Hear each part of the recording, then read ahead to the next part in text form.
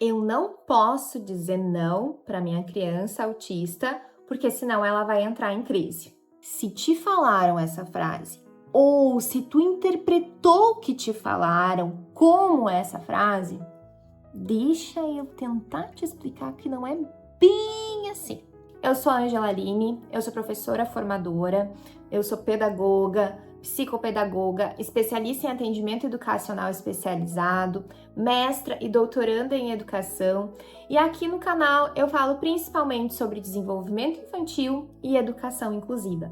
E no vídeo de hoje, esse vídeo é destinado tanto para as famílias quanto para as professoras, porque a gente vai falar de um comportamento muito presente e foca aqui, principalmente em crianças pequenas, que por vezes vai se manifestar nas maiores, mas é o fato da birra. As crises, elas estão atreladas, e mais esperadas em crianças que têm um neurodesenvolvimento diferente. O que isso quer dizer? A crise, ela vem e ela é uma descarga sensorial, uma desordem sensorial, uma desorganização sensorial. Então, ela pode ser desencadeada por uma luz, ou por luzes que piscam, enfim, por cores, por intensidade, por sons, por texturas, e daí as texturas podem ser às vezes até alimentares, mas ela vem de uma ordem sensorial. Ela não vai vir de um lugar de desejo e de negociação. Quando uma criança se desorganiza de uma maneira que ultrapassa a linearidade, não adianta negociação, não adianta falar com essa criança, não adianta querer entregar alguma coisa para ela para tirar o foco. Uma crise, a gente está falando de um momento que essa pessoa, a gente só precisa controlar o espaço, o ambiente. A gente só precisa estar presente, cuidar para que essa criança não se machuque, cuidar para que essa criança esteja bem assistida. Então a gente vai deixar essa vazão, esse corpo aos poucos retomar a ordem, retomar o equilíbrio e acolher essa criança. E aqui a gente tem uma questão muito delicada e sutil, que é como diferenciar uma crise, de fato, de uma birra. Uma crise, a gente está falando disso, é incontrolável, tá? Crise é incontrolável.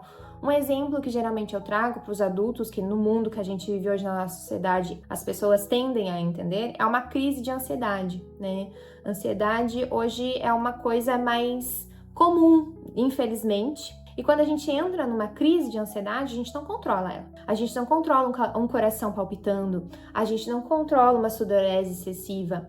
Então tem coisas que a gente vai poder identificar que está se antecipando uma crise, que pode surgir uma crise. A respiração mais intensa dessa criança, uma estereotipia aumentada, por exemplo. Então a estereotipia é uma maneira, por exemplo assim, é uma maneira desse corpo buscar uma regulação. Então, se tu tá vendo lá que a tua criança começou com uma estereotipia excessiva, isso pode indicar que ela está tentando se organizar, porque algo internamente dela está a desorganizando, tá? E isso pode desencadear uma crise logo ali na frente. Uma rigidez nesse corpinho, Ou o contrário, ou um corpo ali que se esvai no chão. São sutilezas que a gente vai percebendo. O que é mais importante numa crise? A gente registrar. Registrar o que aconteceu. Por quê? Porque uma crise a gente não controla. A gente controla o ambiente e a gente tá ali para cuidar e proteger essa criança. Só que a gente pode antecipar as crises. Então, entender o que levou essa criança a ter a crise. Entende?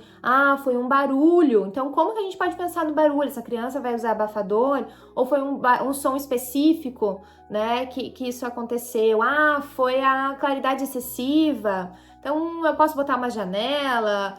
Não sei. Essa criança vai usar um óculos? Não sei, A gente vai ter que pensar o contexto. Não existe uma resposta única. Cada um de nós é um sujeito. Então, a gente vai ter que encontrar as respostas para esse sujeito. Nas minhas formações, eu sempre disponibilizo também, quando é dessa temática, assim, um guia de observação, né, de aspectos importantes para a gente estar observando essa crise, conduzindo esse processo, porque depois também importa, né? Então, depois que essa criança se acalmar, não é da gente, já momentos da gente ficar falando sobre, sabe, pensar punição, não é hora disso. É só deixar essa criança se reorganizar, enfim, porque a crise não é de uma ordem, de um desejo.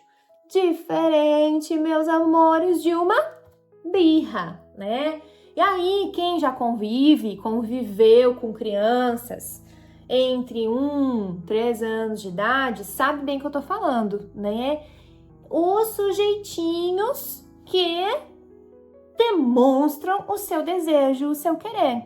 E a gente precisa ter a lembrança de que crianças autistas também são crianças, mas existem outras questões, né? Outros perfis neurodivergentes que também podem desencadear crise e tudo mais. Mas antes de qualquer coisa, uma criança é uma criança. Então, uma criança pequena, autista, ela também vai fazer birra.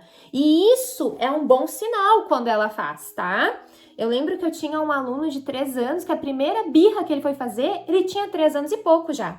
E eu lembro que eu contei feliz pra mãe da birra que ele tinha feito, né? A mãe ficou até assim, meu Deus, será que a prof tá falando? Eu disse, não, isso é uma coisa pra gente comemorar. Por quê? Porque a birra é um marco importante no nosso desenvolvimento enquanto sujeito. Porque ela marca um lugar de reconhecimento do que eu quero. Então, eu sou uma pessoa. Porque até a gente se identificar que é uma pessoa, a gente acha que a nossa mãe, é mais ou menos uma coisa só. E a birra vem desse lugar aí, desse combo de tipo, então eu sou uma pessoa, então existe um mundo para além eu e minha mãe, então existem outras coisas, então eu quero. Então é meu, eu quero isso, não, vem o não também, que é tudo dessa ordem de se reconhecer enquanto sujeito. E isso é uma coisa muito importante para o nosso desenvolvimento. Então a birra, eu sempre digo, ela é bem-vinda e bem-quista. A gente quer ela.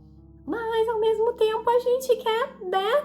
Não quer dar conta, assim, de um mundo o tempo inteiro em birra. Então, as crianças vão fazer birra, tá? Isso é fato. Isso é de um desenvolvimento saudável que estamos falando. Mas, nós, enquanto adultos saudáveis da relação, temos que fazer o quê diante da birra? Estabelecer limite.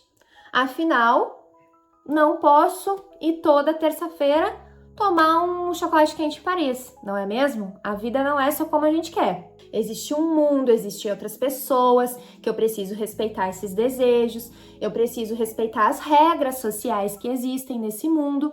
Então a gente já vai ensinando isso para as crianças desde pequenininho, quando diz não pode, agora tu não pode comer isso, agora não é a hora. Não, agora tu não pode botar uma tesoura na tomada, veja só que absurdo, né?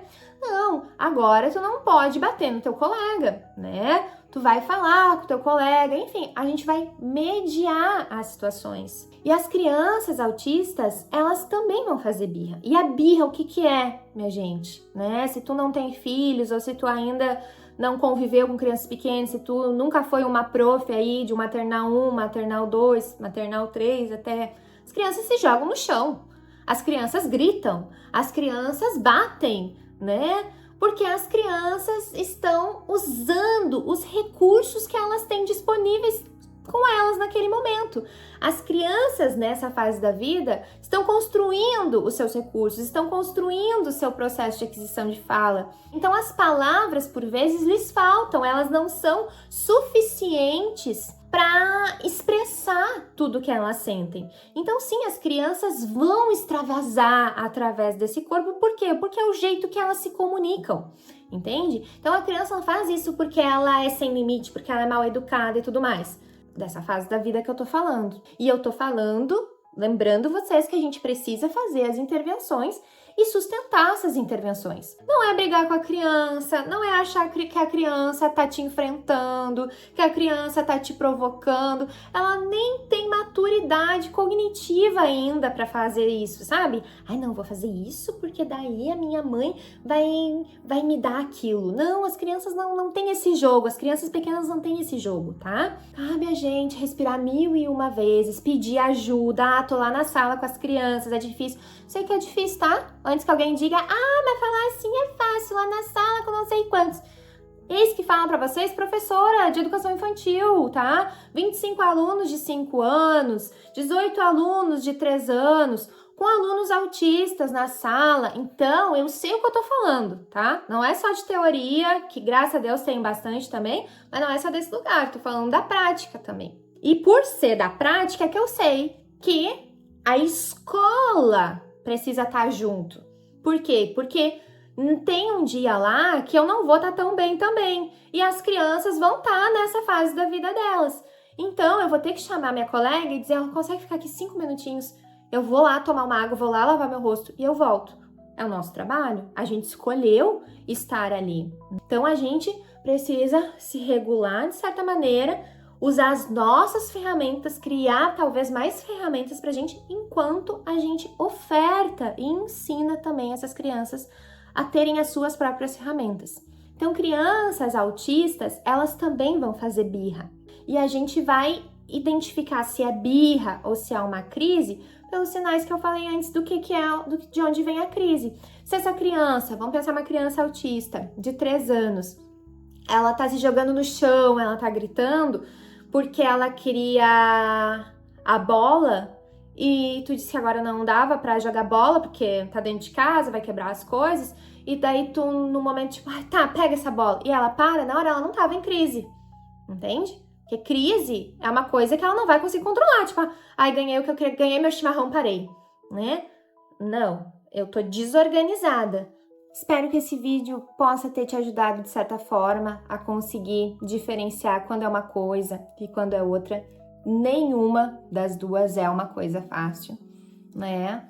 Mas a gente conseguindo identificar, a gente vai conseguindo criar estratégias para melhores ações no futuro, né? E as intervenções melhores no futuro. Porque uma criança que faz birra e também não encontra um limite, a gente vai colher um problemão logo ali na frente.